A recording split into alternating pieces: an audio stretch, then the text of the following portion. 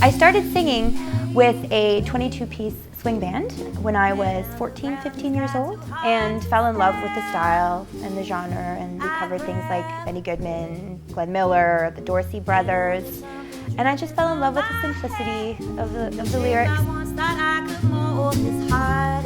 My mother always had a lovely voice. As far as I was, talking, I was singing with her.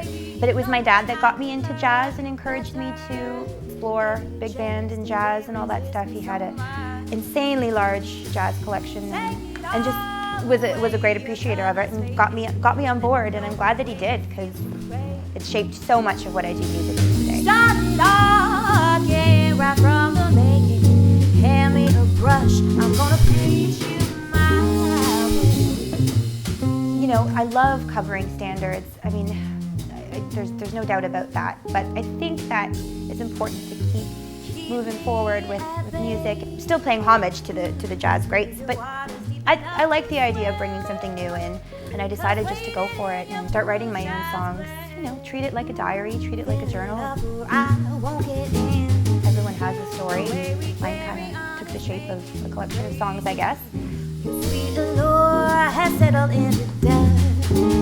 So baby, start again and mold it into more than a flame. This time I leave nothing to love. Take it all away, your colors faded, and let me know the way it feels to crave.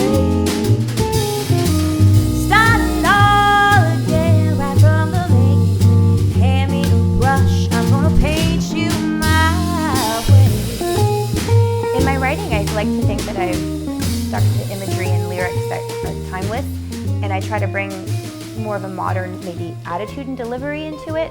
At the same time, the stories are the same, I think. I think love stories are the same no matter what era you're in. And I'm lucky enough that I work with so many wonderful musicians that when I have an idea, come together with them and help me shape it into cohesive pieces of art. I am staring at a canvas so wide. The shape of your face I can't bring to mind. I worry when you're gone that the fondness will leave my heart. The album's called The Other Side. Going into the album, going into a lot of the writing, it ended up being right at about a time that was a rough time in my life. One thing that kept getting me through was saying, there'll be another side of this. You'll get to the other side of this. A lot of it has to do with conquering fear, getting to the other side of bad times. Also the other side of love. There's two sides to every story. I think it's fairly versatile, and I think there's something for everybody. Night will fall, wind strips the trees. There's something wrong with the world. Why don't the leaves weep? Why don't they weep? Rocking chair that never. I'd like to know that I deliver a lyric decently.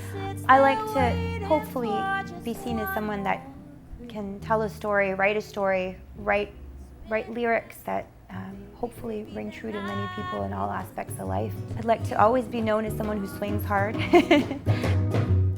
Some look, some leap, some sit around, some build up walls that come tumbling down. Some take the blame for wandering around.